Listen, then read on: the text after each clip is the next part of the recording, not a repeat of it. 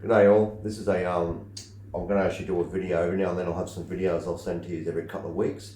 This one's actually working on switching play. It's easy to actually show you and demonstrate it than it is to actually write it all down, and then no one wants to read 20 minutes of stuff there.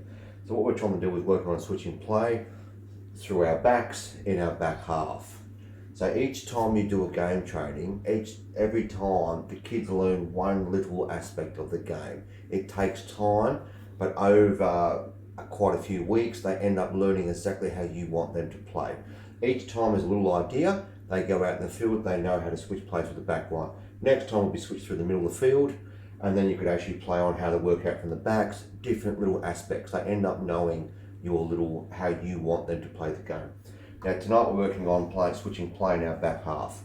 Now what we do is we start off with an actual passing practice, a warm-up, 15 minutes. You're not supposed to do FFA 11, but we do.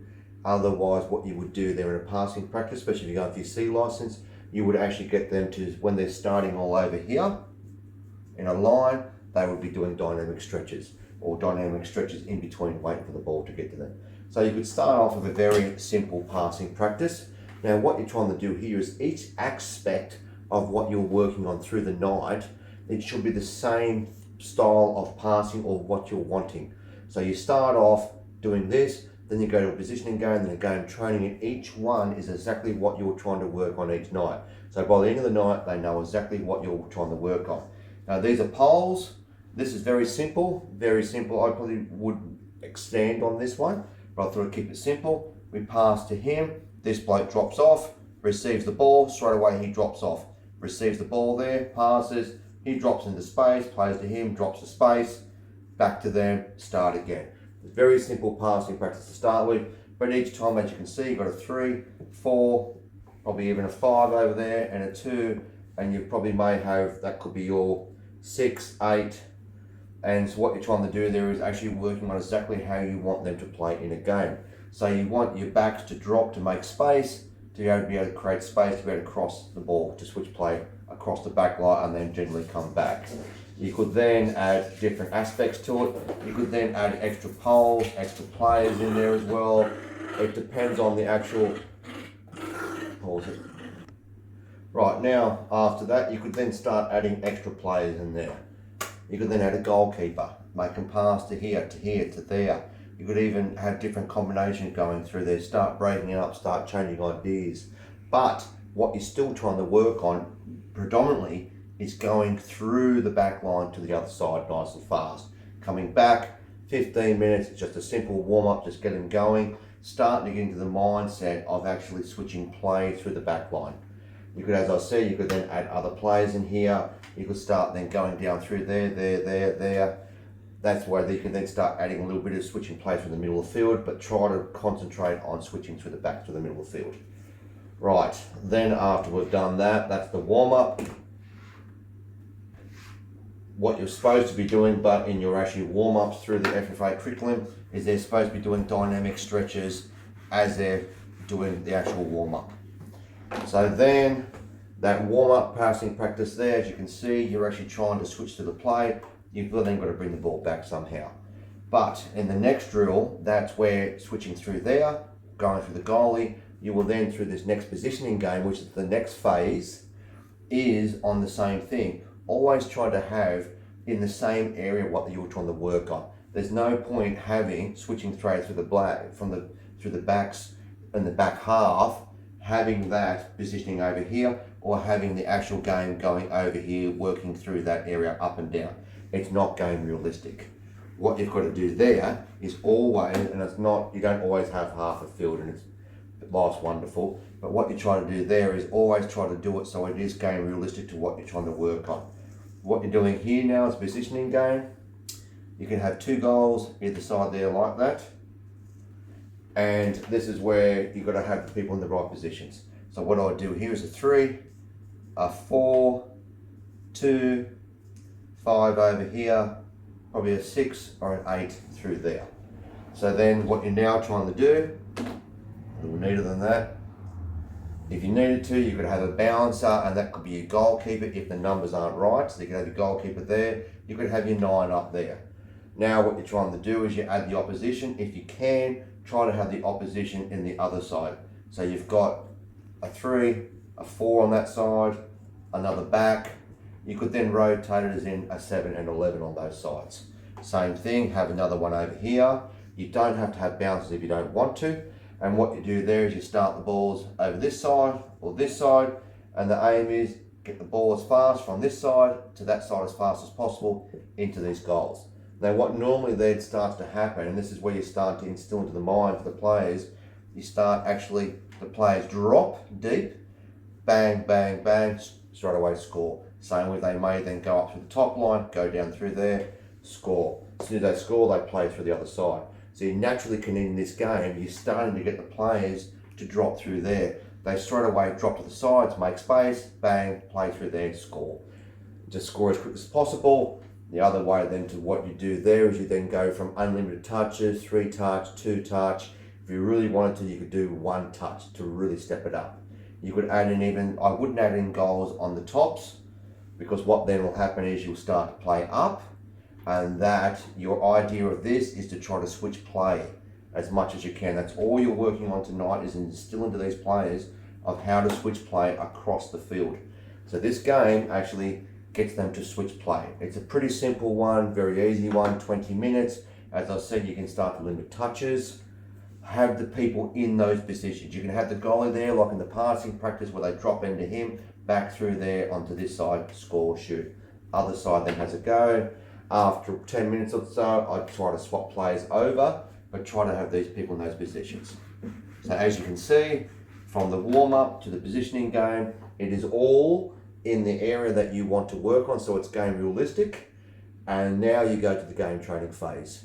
And already, they're already starting to, in the last 2 months, that's what they've been naturally doing, and then coming maybe back through the middle and then coming back again.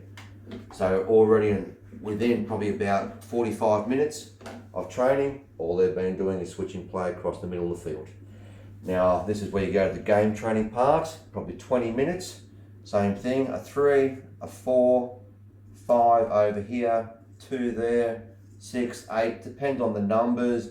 If you don't have it, then you may have to modify to whatever you need. I'd have a 7 or 11 for sure, because what we're trying to work on, you can skip the 9 if you have to.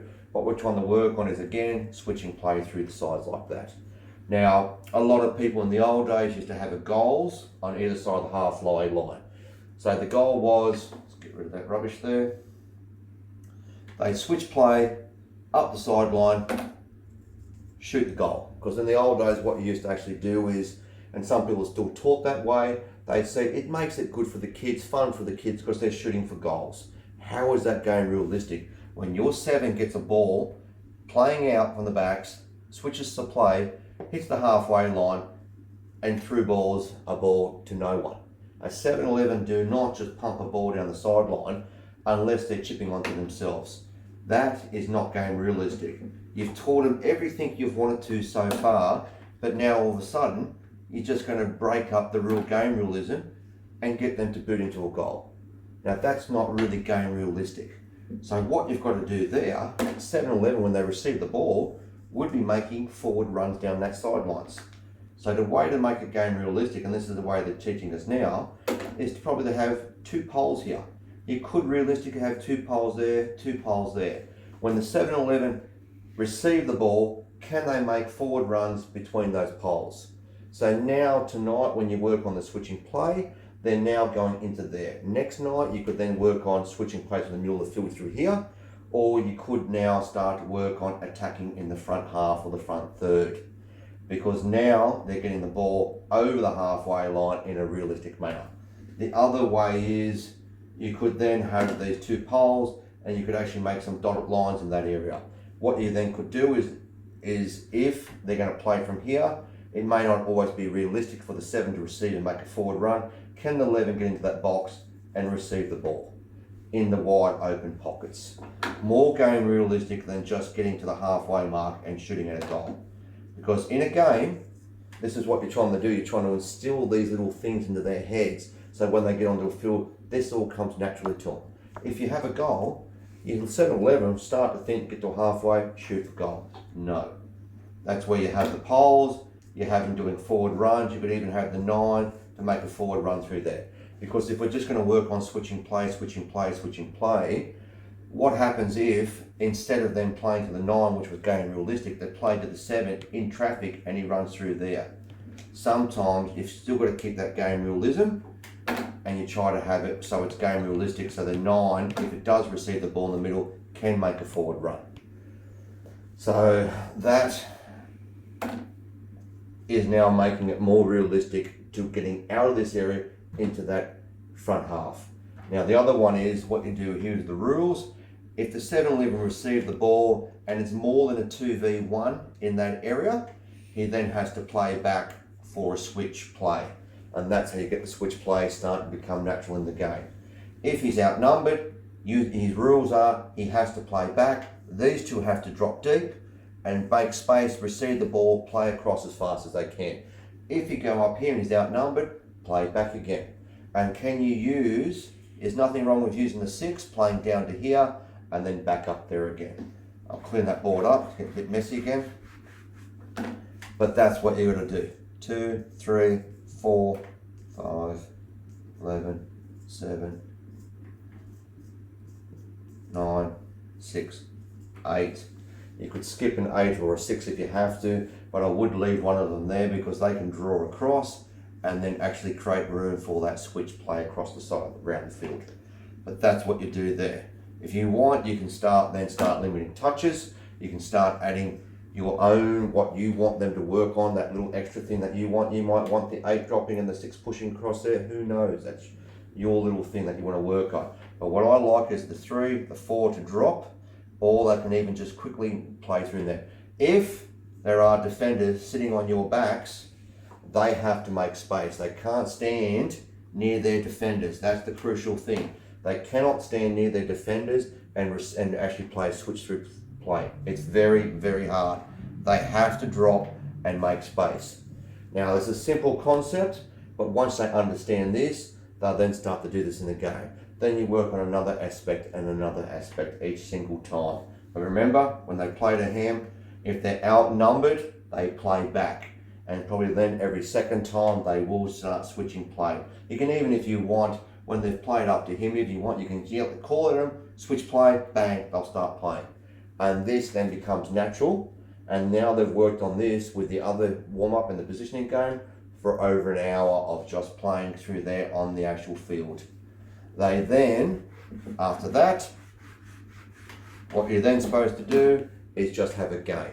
But again, don't just put goals in there and just go, righty-o boys, let's go up there and start shooting for goals. Because now you've lost that realism again. Again, you can then have dot boxes, again into that. The 7-11 have to get into those areas to receive the ball or run through the poles again. And this time it is just a game. You stand back, you watch, you observe for 20 minutes. That's all you're doing. If you have been working on one aspect from start to finish, in this training game section, you will see them start to switch play every time. They will do it about 5 or 6 times. It's now become natural. They've been doing this for over an hour. They will start to do this. If they didn't do it, then you need to work on it again another night. But they will do it. So again, another night we will then actually work on actually how to create space for the cross. And then again, this starts to happen in the games. But it's only each night, there's one little aspect you can work on each time. That is how I work on switching play in your own back half. Same thing, if you're going for your C license, don't just stick goals at the halfway line and have shots at goals, because it's not game realistic. You 7-11 do not get the halfway and just pump a ball long. They're only pumping a ball long for themselves. So what they've then got to do is make a forward run, or they could play back to them and then run into that area and receive the ball again. Make it game realistic. All right, thanks for that.